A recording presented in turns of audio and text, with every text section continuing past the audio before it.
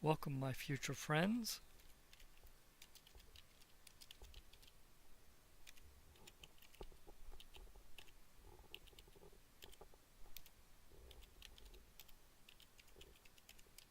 To DOSBox.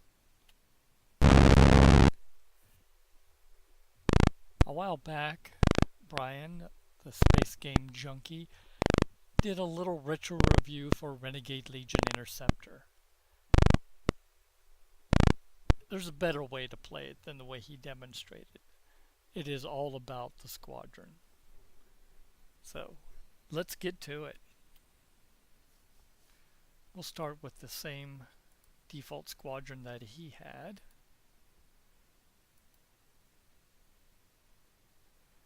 Okay, first things first, everyone's got at least a gunnery of 4 and a safe operating thrust of 6. The safe operating thrust is how many G's you can pull, either accelerating, decelerating, or in the making turns. While the default computer game doesn't use vector movement, it tries to simulate some of the effects of pulling high G's when you're trying to make turns at high speed. And that's reflected in the turn costs. Your optimal combat speed is speed 5. You need to remember that because with the safe operating thrust and moving at speed 5, you can do a 180-degree turn safely, which gives you maximum flexibility on the battlefield. Okay, real quick, the 3 ships that we have are Peacekeepers, which are good laser carrying, armor penetrating weapons. They also have a couple hard points, usually for ECM, and a spare missile or some other ordnance. The Katakator is a very close range knife fighter, and it does excellent in-cutting damage into armor at point blank range. Its laser's a little bit weaker than on the penetrator. The Peacekeeper. The penetrator has an unusual mix of weapons. NPCs gain energy and destructive force at distance. So out to range 10 is where they do maximum damage. While electron particle cannons work almost opposite. They work best at point blank range and disperse. So this guy has usually 2 good weapons at short, or 2 good weapons at long, or 4 mediocre weapons anywhere in between. So you either want to be knife fighting or sniping with the penetrator. And the defender is kind of a sluggish brick.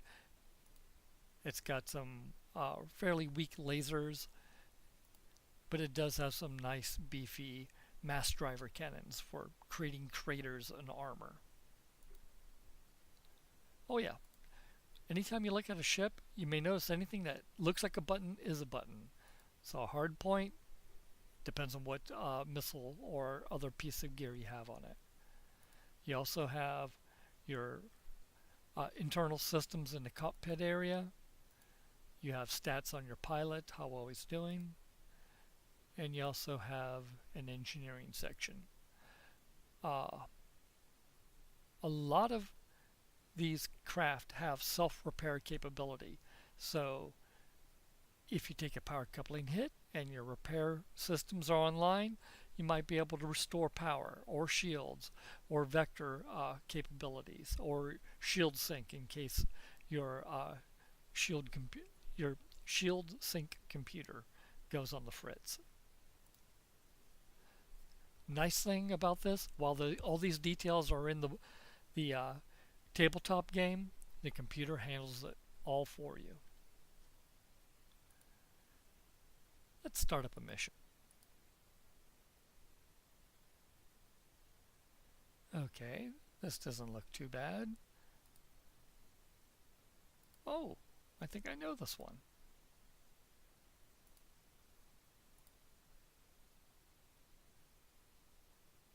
Nice. First things first, do not assign computer control to your wingmates. No matter if you plan to be a single character and everyone else is like an NPC in your squadron, you still need to work as a squadron. You need to rely upon your wingman. You need to be able to defend your friends or have your friends defend you, because you're not always going to win initiative. Second thing, while the stars are pretty, always use dots or hexes. I prefer dots for counting out movement and range. If you use hexes, it kind of looks ugly, but that's a personal taste. Because of the special mission startup, we're starting weapons hot. So we hit W for weapons to see what we have. We can click on the blue part and see the stats on a weapon, its damage at different ranges. If we click on something that looks like a button, it allows us to clear our fire orders and choose the sequence that we want to launch our weapons. Missiles are interesting for the most part. If they have if they are in arc, you can actually try to get a lock on and have them fire. If they don't fire, they're not wasted. So it never hurts to, if you have a spare missile among the 5 allocated weapons that you're allowed, to have it as a hot option. And in this case, left arc and right arc overlap in the middle with the nose arc. So aiming for something directly in front of you is going to allow you to get the maximum amount of weapons to bear. Another thing that is very important is using examine, because this tells you if a unit is damaged, how strong its shields are, which convert into a minus to hit, and how strong its armor is, which is an ablative ability to absorb damage. In this case, we have a high thrust Acuballista, and it is all missiles. So you can bet money as soon as this guy runs out of missiles, he's going to get out of town. So if we want to kill this guy and get the prestige for it, we need to hammer him as soon as possible.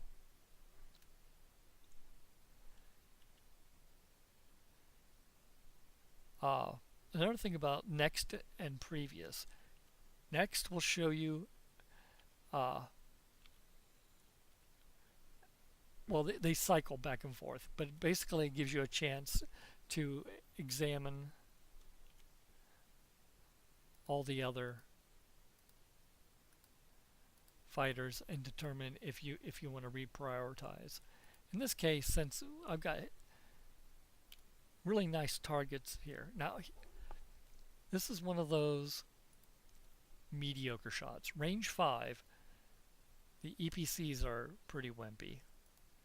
And the NPCs, so-so. So it kind of really doesn't matter what order we fire them in this case. And again, we can use next and previous. Oh, come on. I personally like putting my lasers before my cannons, because on the off chance that the laser can get inside of the chink that it creates, the cannon might be able to chew away a chunk of armor, more so than what it would do with normal damage.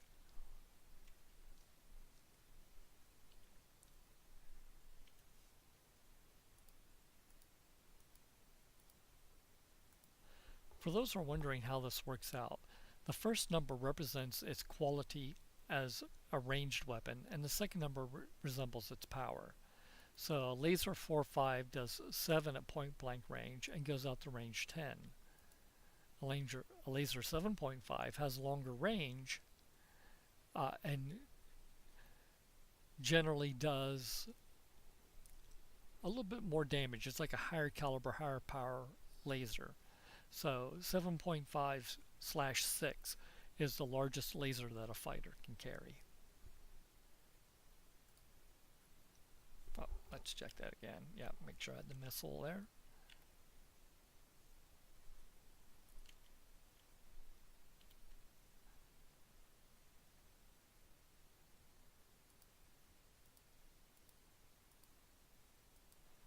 Again, I like lasers before other weapons, that's just my preference.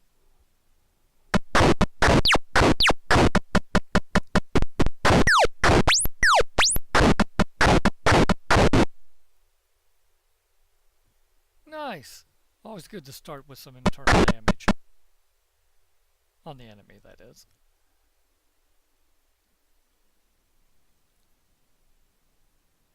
Okay, now this is where the power of next and previous comes in. So if we go next, we can see who's going to go next, and it's mainly my guys. If we go previous, we can see who's already gone, and we can also examine. So we can see our high thrust AQ ballista before. It's got a couple of chinks in its armor, so if we can get it onto its rear arc and keep out of its missile arc, it won't be able to fire at us, and we can continue to do damage to it. Okay, let's continue with previous. Okay, so notice how they're facing nose to nose, those two? They're trying to cover each other's arcs, and that will increase their ability to at least get some shots in. Good tactic to remember. Ah, that was a good hit too. Remember we had one internal? Okay, whenever you hit escape, it takes you right back to your fighter that's currently active depending on initiative order. We happen to know that the spiculum here has already gone, so if we line up a shot on him, we stand a good chance of putting the hurt on him without getting too much hits. We have a safe operating thrust of 6 down here. We have a delta of 5, which is our current velocity, and we can take advantage of that. 1, 2, 3, 4, 5. That puts us right on his flank. Notice how safe operating thrust went to red because we used it all.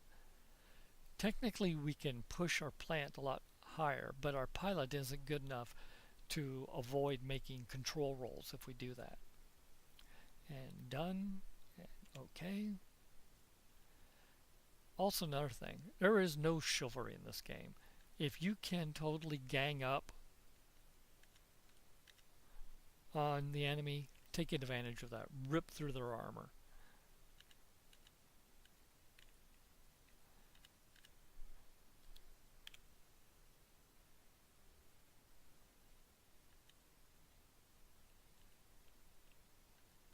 See how that safe operating of thrust of 6 and that velocity of 5. 5 is your dog fighting speed in this game. You can go higher and you can go slower, especially if you have engine damage. You might want to take it all the way down to speed 1 and just go in small circles. But generally, unless you're needing to get somewhere quickly and intercept enemy fighters, you want to keep it around speed 5.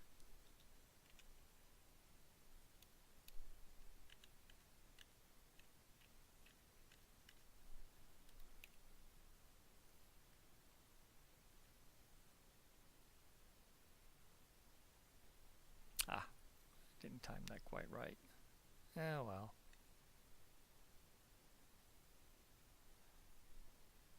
We'll take what we can get.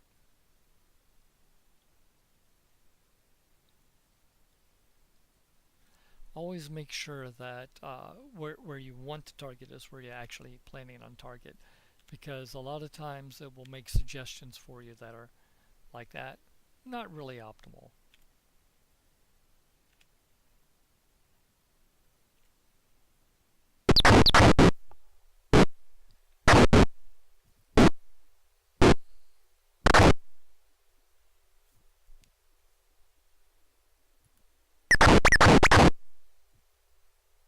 Not too bad, taking some shields down, got 16 points of internal damage.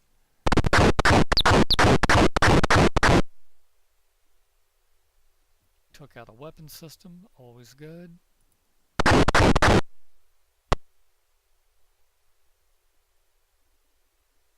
Power coupling down, good chance he'll end up drifting. Communications is a free hit. Weapons control, you always have a backup system.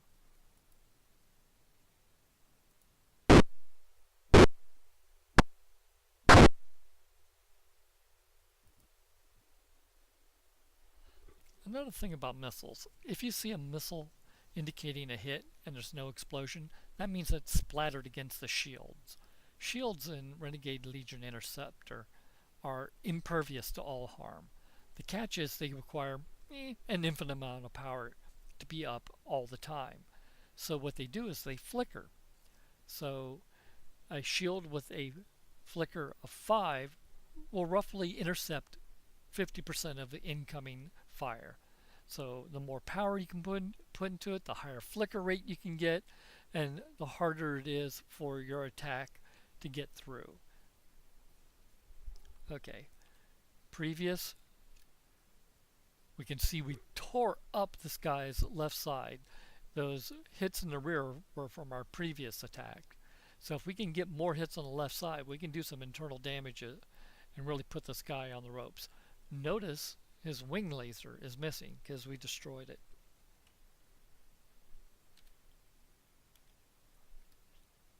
And this guy is also in a world of hurt. He's got shields down and a rear armor damage. And he's not that tough to begin with. And if he never gets a chance to lock on with his missiles, then so much the better. Deadfire missiles actually don't have to travel. They're more like shotguns in that they stay under the wing and they fire a blast or shrapnel at relatively close range.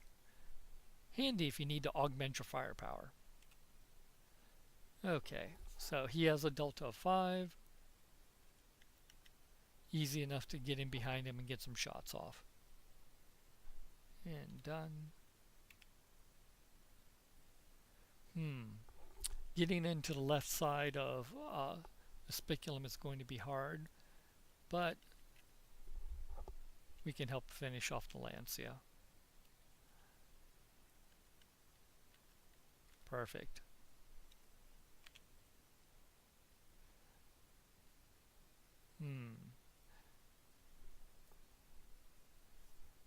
Let's see, next he's going to go, then him, and then him. Okay.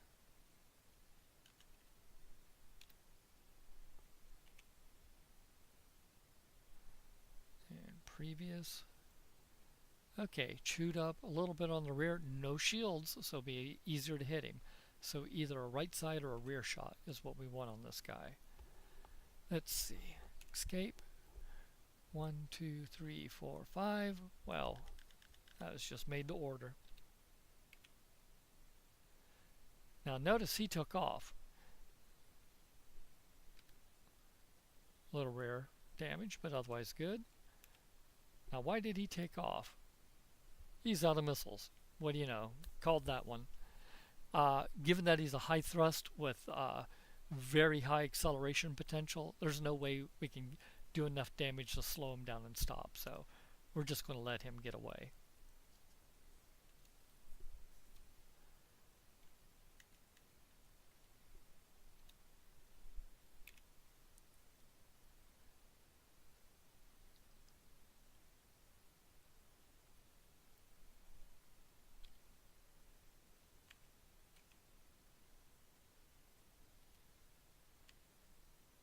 Oh, let's go back to that. Notice how his missile is red. That's because missiles cannot be fired at point blank range. They have to have some distance to lock on to their target. You don't lose it by having it set as your 5th weapon. It just won't fire. Computer handles all of that.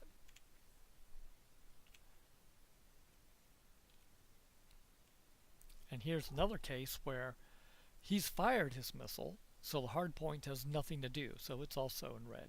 The same way with ECM pods. They provide a defensive modifier, but you never shoot them, so they're always going to be red as well.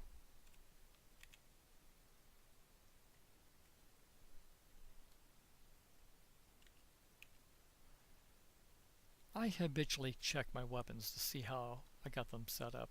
For example, now that I'm at point blank range, I know my NPCs are only going to do 1 point of damage. So we'll let them do the plinking, and then we'll hit with the heavier EPCs, which do 14 points of damage at point blank range.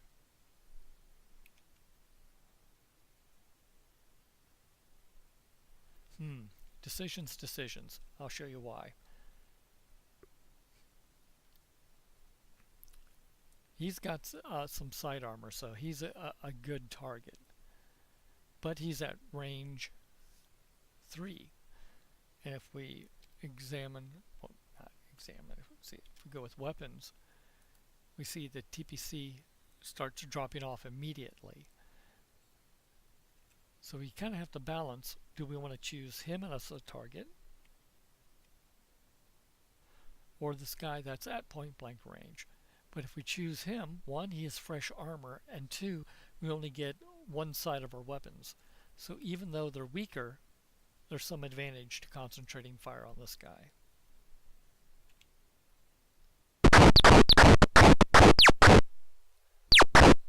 Nice. Okay, this guy is in serious trouble. He is going to be drifting forever because not only is his power coupling out, but his repair circuits for power is out. Also, his shields are down, or the synchronization, which means if he has shields, they work against him instead of protect him.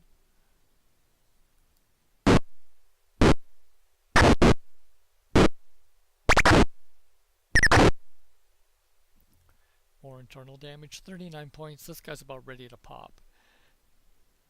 Though I have to look up the rules exactly, think of it as a percentage chance of dying. So any hit has a very high chance at this point of killing him outright. And this Lancia is in just about as bad shape. His sublight drive isn't destroyed, but it is on the fritz. So that means he's going to keep on drifting and just essentially be dead meat.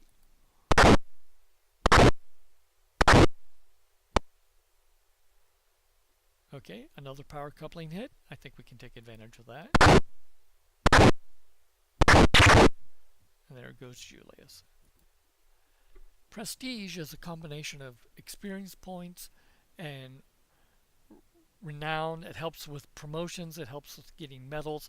And once you get 6-7 missions down, you can use prestige to buy either new craft or to build custom craft. Yes, there is a starfighter designer built into the game, which is actually pretty cool.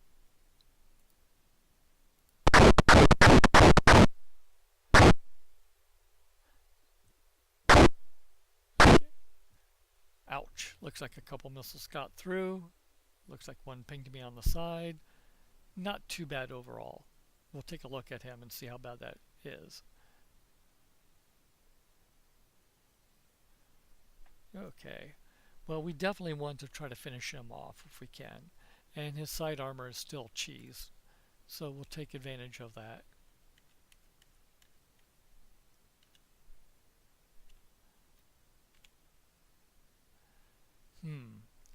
No new targets.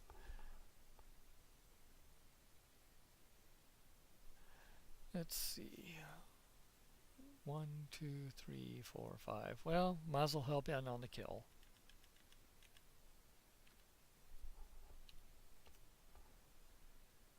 We're not doing good on initiative, but we need a different strategy.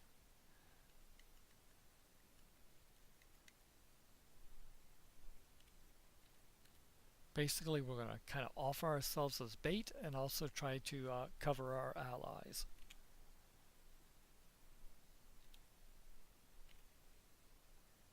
Okay, he's running probably because he took too much internal damage. Yeah, he's got engine damage. Matter of fact, he took a weapon hit. So, yeah, he's in a hurting status. With a little luck, maybe, we can actually kill him before he accelerates too far. That's right. I had internal damage too. You know what? I'm going to take that hit. It's good for a purple heart. Also got me in at point blank range. if we examine, we can see where those missiles got lucky and they all piled onto the same point and made deeper and deeper craters. Also, by flipping around 180 degrees, we put our weapons away from him, and we can see we lost one of our lasers in the exchange as well.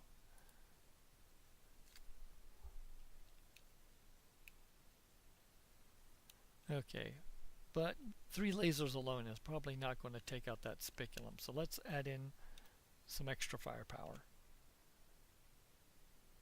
Yeah, see how he's buzzing away? Not going to catch him. This guy, he's also on the verge of accelerating away, but he has weak rear armor, so we might be able to get in a kill shot. So let's see what we can do to line up at least a parting shot. Maybe if we cripple him, we can take him out.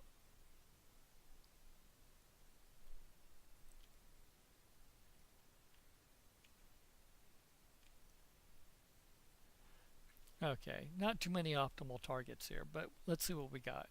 Hey, at least we have a missile that's an arc.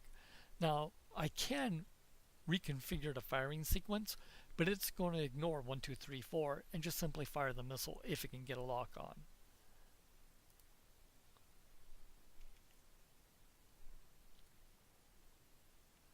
Yeah, see how it marked our one laser is destroyed?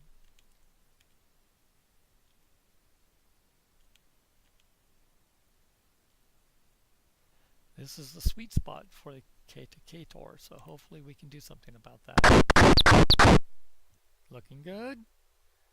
Sublight drive. If that stays down and doesn't get repaired, that Lancia is going to be a sitting duck. Well, I guess that was enough to do the job.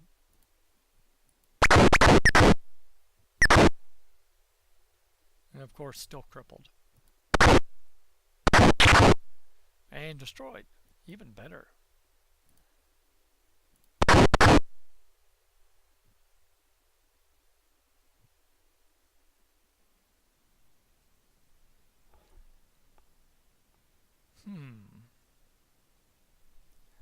Previous. He's drifting because his engine is shorted out.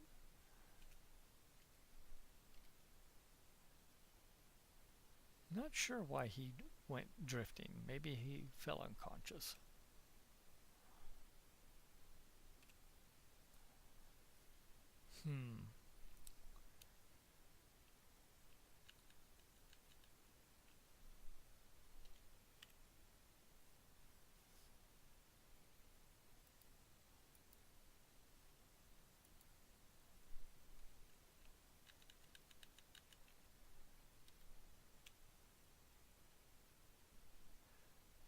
And we'll keep going speed 5. And let's count this out. 1, 2, 3, 4, 5. Perfect.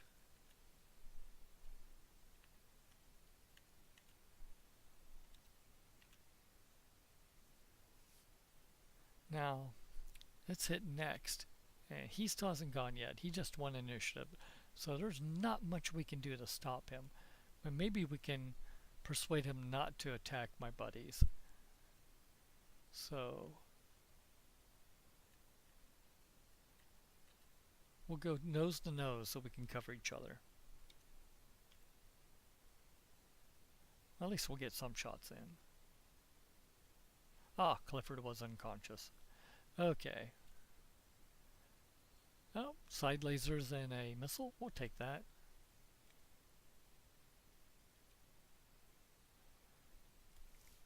Now, we are at range 10, which is maximum for the NPC. But if we can hit, that'll be a nice solid hit. The EPC, on the other hand, just plinks at that range. So we're going to actually swap this around into sniper mode and let it make little chinks and then try to blow holes through it.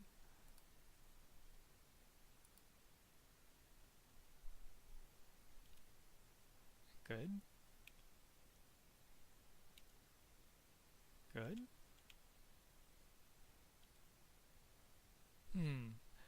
Because we are range 2, we're able to get a chance at a missile lock-on. So that's why our silhouette-seeking missile is available for use. And we'll just fire with those side lasers.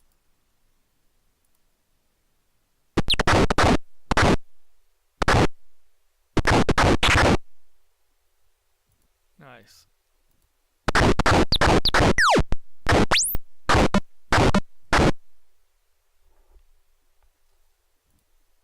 That was the high thrust Acuballista that we let get away.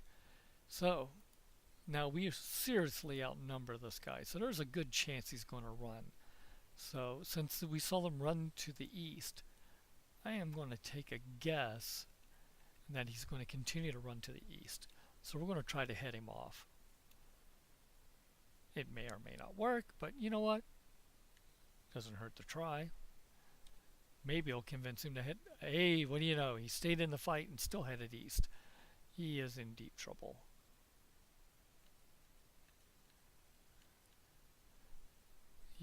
That is not long for the world. 1, 2, 3, 4.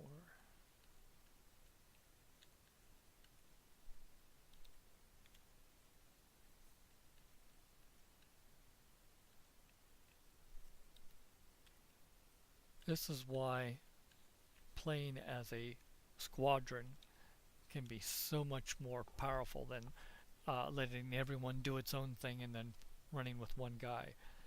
You know, we are just going to dogpile on this guy. There might be a chance that he survives, but odds are, yeah, he's in a world of hurt.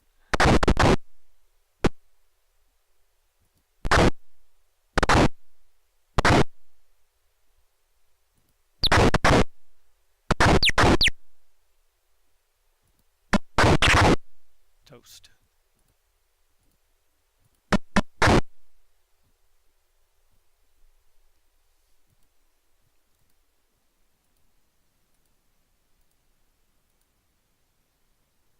And that's why you play as a squad.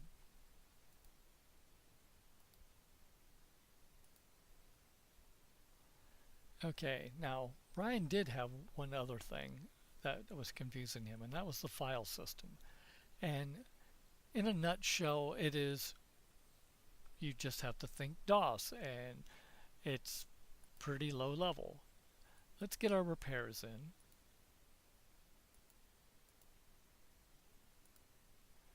Because, yeah, we got chewed up.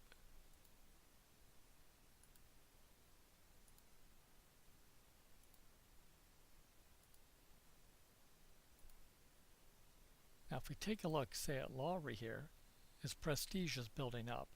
If he wanted to upgrade from a peacekeeper, which would be hard to do, he'd be needing to get into a heavy fighter, and they can be pretty expensive. And a custom fighter can run easily twice this much. But again, you can then, by that point in time, you know what tactics you like, and you can customize your weapons and everything else to make a really horrendous fighter that's just great at taking out the enemy, because they're not as optimized as your custom fighters can be. Okay, so when you save, well, first of all, the first about 10 times it's going to ask you for your copy protection. Let's see, that is our penetrator. Flipping through our cards here. Left engine. That's a 1K. Okay, so it's going to ask you to save the file and whatever name you've given the squadron. In this case, the default is Renegade Squad. You say OK, and then it's going to ask you, well, that's the file name you wanted to use. What do you want to do with it? Do you want to replace it? And the answer is yes. You're not losing the file, you're actually updating the file. It's just worded in a paranoid file system way, the way DOS tends to do things back in the day. Okay,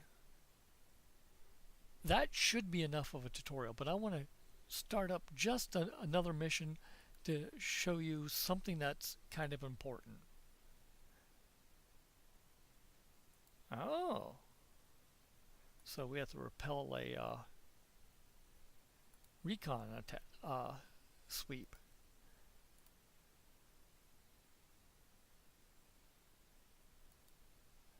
Okay. You see here, the automatic setup. This will start you out at speed 5, essentially on a wide sweep, and that can really hurt because you want to intercept these guys as soon as possible. They're keen on attacking and scanning the station and not attacking you. So you can use that to your advantage and get in their face without getting chewed up as much. So how does it work when you don't want to start out slow? Well, you say, do you wish automatic setup? No. This allows you to examine each fighter, and you can do two things. Basically, you can choose the armament and their starting position and velocity. So if you click on that silhouette seeking missile and you say, hey, I want extra firepower, I'm going to go with a dead fire missile so I can dig bigger holes before my lasers hit. And then you can place him. And in this case, notice it defaulted to the far left. Well, we can essentially gain a free high-speed move just by allocating to the right. Choosing the angle we want to start and giving ourselves a little bit more starting velocity.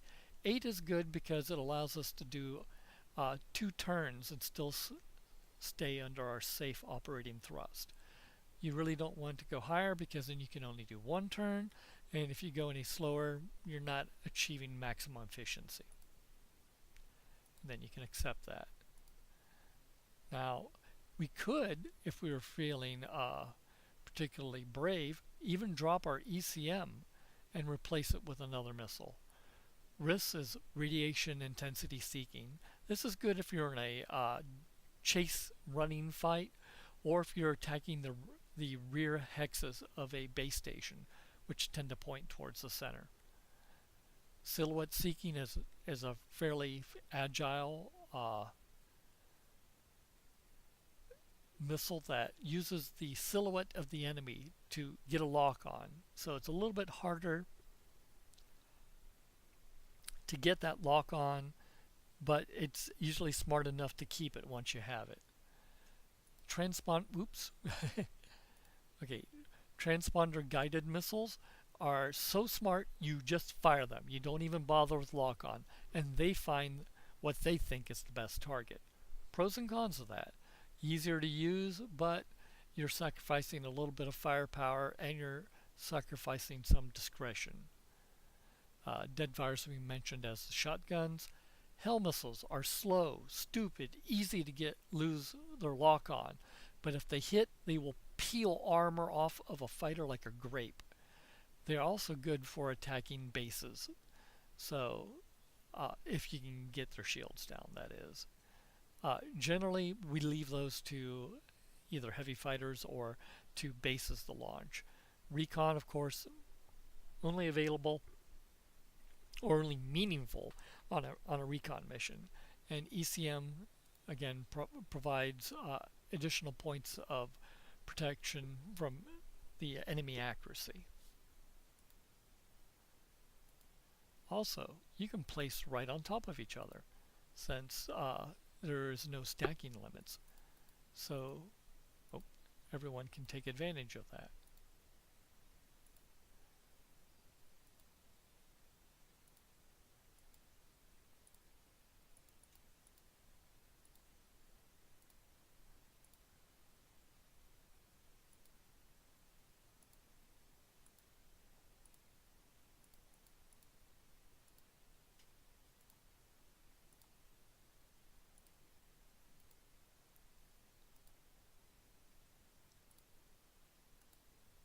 We're just going to do the same thing with all the fighters in the squadron. That also has the advantage of we don't have to guess where they are, that we know they're all going to start in the same hex.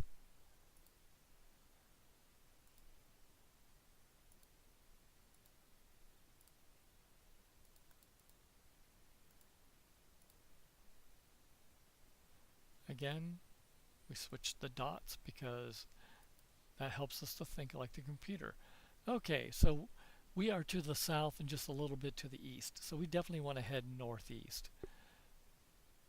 Let's see, and on the strategic map, they are also to the northeast. So on this first turn, we just might want to hit escape and just say done.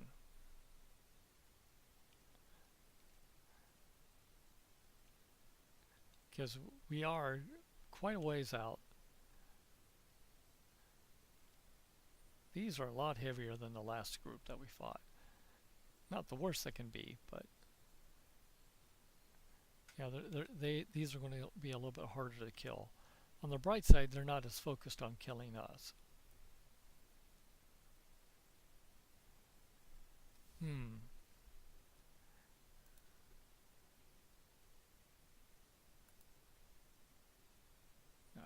that's not what I wanted. I was hoping to get a better line on him. Let's see. Weapons. That's one offside weapon.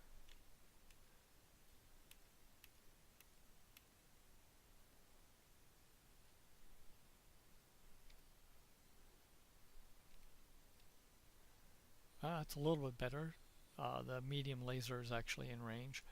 So we'll choose that as a target, and we'll concentrate all firepower on him.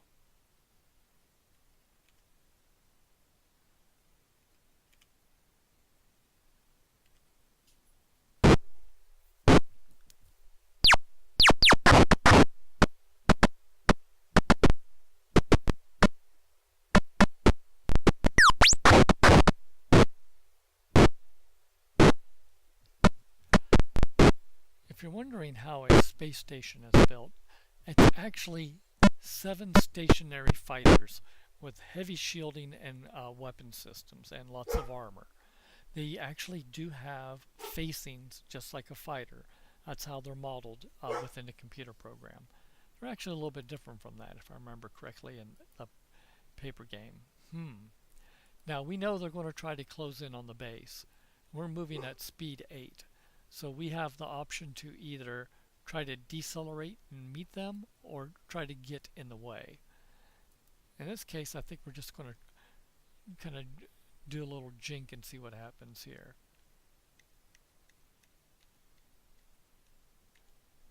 Because I think that'll put me in front of most of them. And like I said, they're going to concentrate on the base for the most part. Because I did 2 turns at speed 8, it used up all of my safe operating thrust.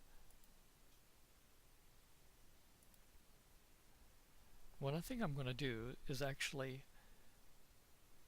split my strategy. So half of them I'm going to keep at high speed for intercepts, and the other half I'm going to try to angle for shots. So I'm going to drop him down to speed 5, dogfight speed. And we're going to say that's where I think they're going to be facing.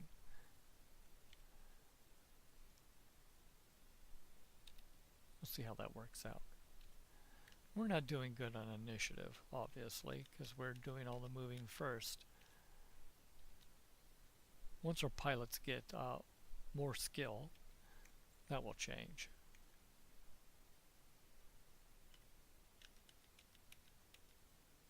Okay, so half of them are facing to the northwest, and we'll have half of them facing to the northeast. Unless, of course, they move and do something that I can predict. Like, ooh, can I take advantage of that? Okay, that was a mistake. I meant to scroll the map, and I instead hit forward. It's a common mistake. It happens. Sometimes you can go next or previous and then hit escape and it rewinds it. It's an undocumented bug feature, I don't know, but it allows you to do a take back if you goof your move.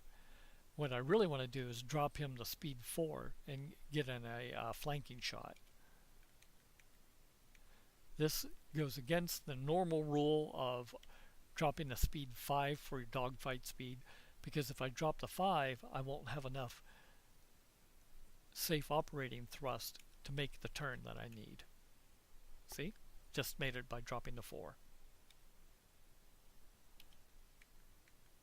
Always be willing to adapt your plan to the enemy once they lose their initiative and you can see what they're going to do.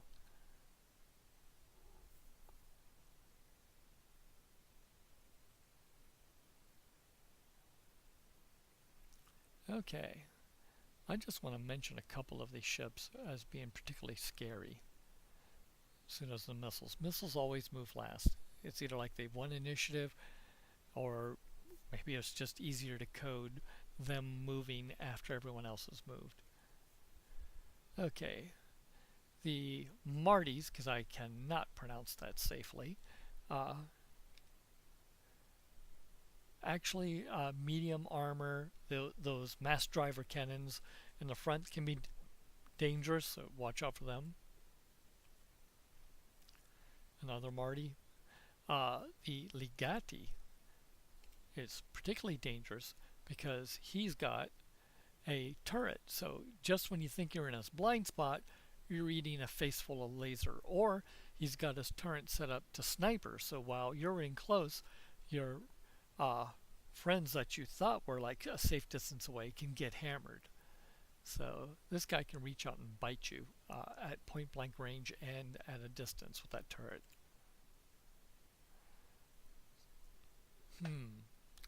I have to split the difference here. Range 6, but if I go with range 7, we go with our weapons, our NPC moves into the next bracket, so we're going to take advantage of that.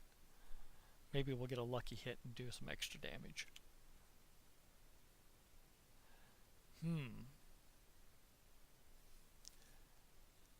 So here's an interesting choice. Point blank shot with half my weapons, or a long range shot with all of them. In this case, I think we're going to try to chew on that Legate since he's so dangerous.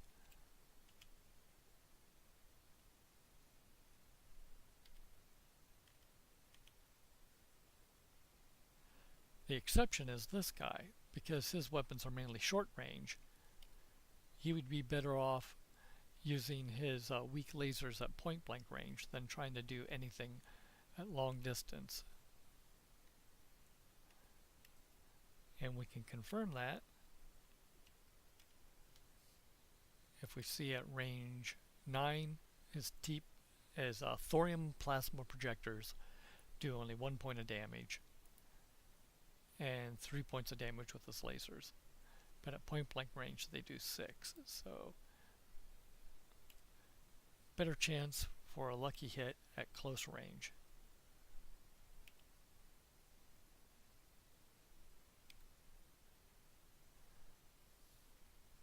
And again, I have a preference for lasers and then heavy weapons.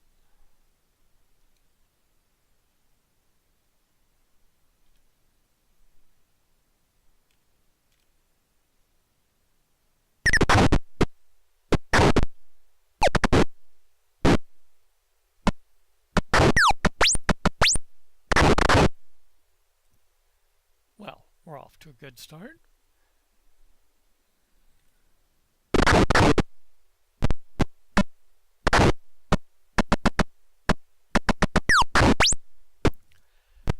Getting all of these heavy and medium fighters is going to be tricky. Sometimes it's better just to take... Oh wow, base got in a good hit.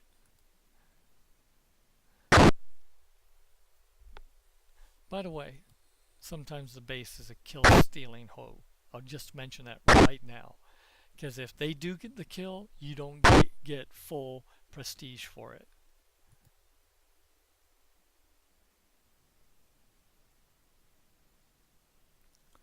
Okay, I think we're going to leave this right here because I just wanted to demonstrate some bits about the base, about advanced setup and missile selection. But hopefully you'll come back, look at this game and say, hey, there's a lot of moving pieces, but the computer handles most of it for you and you can actually have a fun tactical engagement. The only downside is this game was indeed written in 1990, which means all the data and everything is embedded in the executable with the exception of saved squadrons and saved pilots, which means not very moddable, not able to take it to the next level with a campaign system. You basically have a bunch of random missions and you progressively, your pilots get better, your fighters get tougher, and eventually gets to the point where the enemy sees you and flees. And that's when you know, well, time to retire this squadron and start a new one. I hope that this was more educational. Future friends, Renegade Legion Interceptor. Classic, but still a favorite of mine. Bye.